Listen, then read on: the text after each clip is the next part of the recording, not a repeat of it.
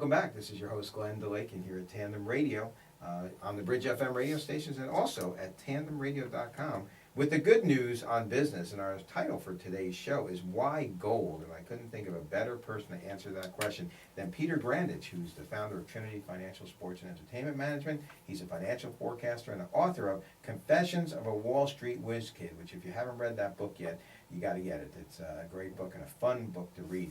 But what our scriptures for today, Solomon covered the inside of the temple with pure gold, and he extended gold chains across the front of the inner sanctuary, which was overlaid with gold. That was in 1 Kings 6:21. And Matthew 6:20, but store up for yourselves treasures in heaven, where moths and vermin do not destroy, and where thieves do not break in and steal. Two great scriptures that apply to finances and dollars and cents in my mind. And with that, Peter, I wanted to ask you about Solomon, because you've often taught about Solomon. I think you mentioned in your book. And talk about that a little bit, his financial perspective on things. Well, King Solomon would be, in today's money, 1,000 Warren Buffetts. That's what historians estimate, that the true wealth that he had then in this day. Imagine, as excited as everybody gets about a Warren Buffett now, Right. that some guy would be 1,000 times bigger than Warren Buffett. That's what King Solomon was at that time. King Solomon's way of handling business and all is something I've always suggested people to spend some time on studying on.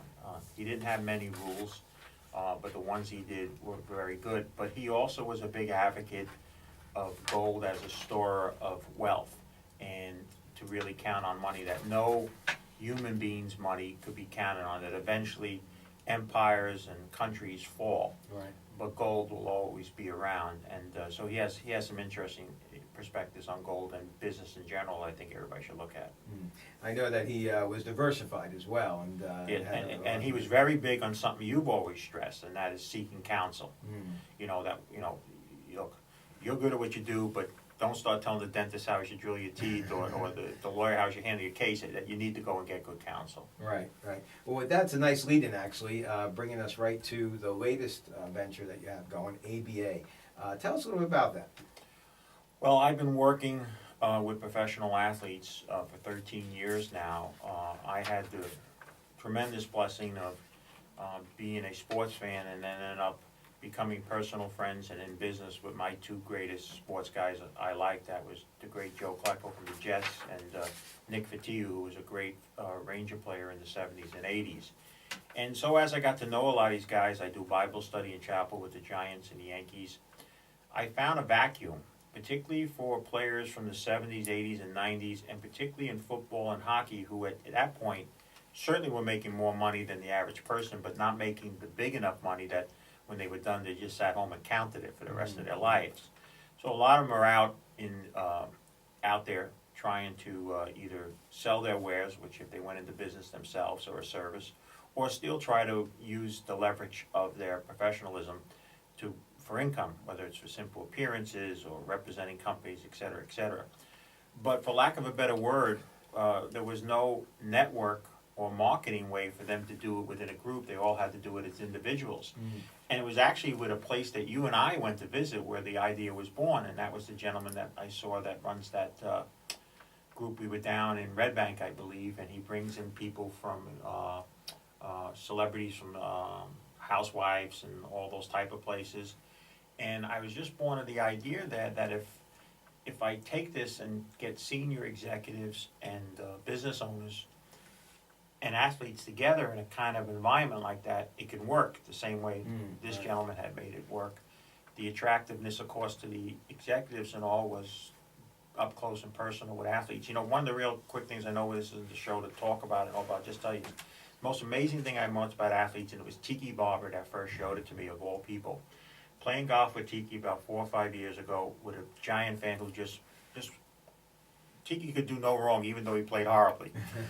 But every time Tiki did the same thing in a shot, no matter how bad it was the last shot, he went back and he went through that same setup.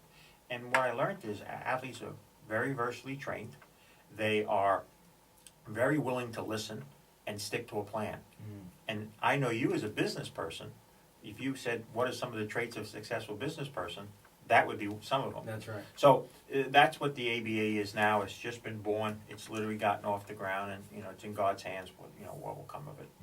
Well, it's exciting to see you take out on yet another route, and I know it's going to be a great success, and I'm sure we'll be hearing more about that in future shows. Let's also talk about,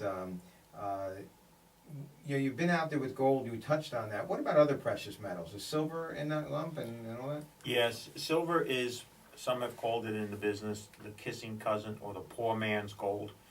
It sells for, let's say today, it's around $23, and gold's around $1,400, so there's a big difference. Right. Individuals like it more because individuals tend to like quantity versus quality. In other words, people would rather buy 10,000 shares of a dollar stock than 1,000 shares of a $10 stock. Right. Same amount of money, but quantity stuff. It doesn't have same of the characteristics that gold does, even though, as I said earlier, gold is not much more of a monetary tool at this moment as it was 20, 30 years ago. But many people still treat it that way. They don't look at it in the same way as silver. And silver, there's plenty of it in this sense. It's a byproduct, which I mean, when miners actually go out and look for other metals, Right. silver's there. But very few people until recently, when silver got very high, went just to look for silver. Oh, okay. So I think it gets dragged along with gold, and I think it gets put into the precious metals group. But a precious metal that's far more precious than silver is platinum and palladium. Right. There's far less of it, and there's still a growing demand for it. But they all stay in the precious metals group. And you think all of those are still a good investment? Well, we have home insurance, car insurance, house insurance, fire insurance, whatever you want to call it. Most people are not looking for their car to be stolen or the house to be burned. Right. But if it is, you want something to offset it. I tell people that I see that are just 100% into equities or paper assets, stocks and bonds, own gold and hope it never goes up. Because if it goes up a lot, chances are the other things you had didn't do as well. And you want to have something to offset it. I think bare minimally, for most people, they should have exposure to that. For me, I treat it as an investment. I'm taking a risk that it can go down in price, but I'm also looking for it to appreciate in price. And I believe that we've just gone through a major correction in the prices. Like I said, we went from under 300 to almost 1,900. We went up 12 straight years this year. We're off some, not surprising. Nothing goes straight up. I think there's a whole bunch of reasons to suspect that if we have a show and we're around a couple of years from now, both prices will be substantially higher than where they are today. Interesting.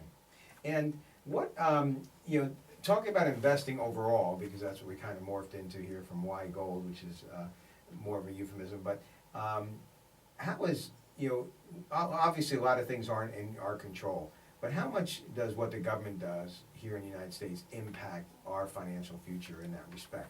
Well, I think the present administration has done more to take away things from people and take more control of what people should have control of than all the administrations up to now combined. It's certainly, I think, going against the entrepreneur and the business person. I don't think anything that's been transpiring has been favorable.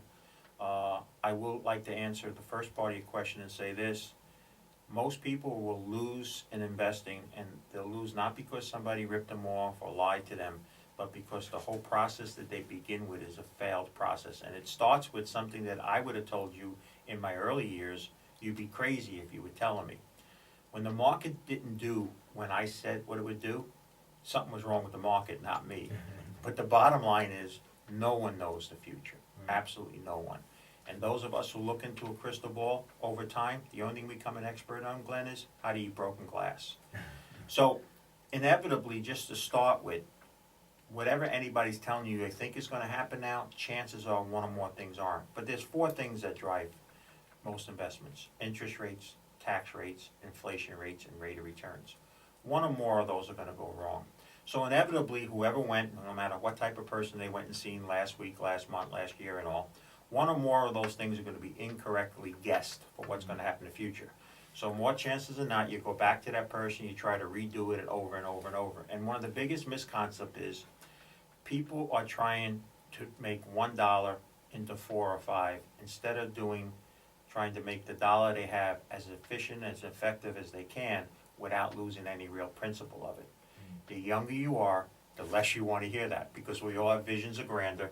We have all sorts of things we want to make, and we're trying to make $1 into 10. But let me just tell you this, after 30 years, I've watched 98% of the people turn $10 into $1, and I've only seen 2% of the people able to turn $1 into 10. If you think you're one of those 2%, God bless you. I think most people, including ourselves, are going to be in the 98%. And I think that's the biggest mistake. And I don't think people get proper counsel in that, and unfortunately are set to go down a wrong road that can never be successful other than being a little lucky when all boats happen to rise at one time. Well, thank you, Peter. I appreciate your insights. As always, we whipped right through that show. We're going to have you on again soon. And to address your point directly, that's why people have to stay tuned to the next hour and hear Frank Congelosi talk about how he approaches finances and investing and so forth. And it's a perfect lead in. Thank you, Peter, for being here this week. God bless you all. You listen to Tandem Radio. This is your host, Glen Dalakian, here with the good news on business here at the Bridge FM. Don't forget, we'd love to hear from you at info, I-N-F-O, at tandemradio.com. That's I-N-F-O at tandemradio.com. Drop us an email. Let us know your questions, concerns, or maybe even have a topic you'd like us to talk about in the next show, and we'll be glad to consider that and see what we can do. But keep in mind, this is the good news on business, and it's all about God's Word and His Word in your business life and how it can help you to be tied into the Lord and locked into His Word for wisdom and guidance.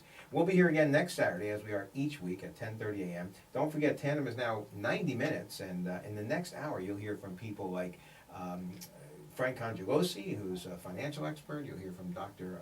James Prudian, who is a health and fitness person that can share with you some insights that are just so important to your life. And speaking about business leadership, Steve Vorey is talking about a number of different topics that I know you'll like. So stay tuned, and again, tune in every Saturday morning, 10:30 a.m. to noon for Tandem Radio, especially here for the good news on business with your host, Glen Dalakian, every Saturday morning. We'll see you again next week. Stay tuned.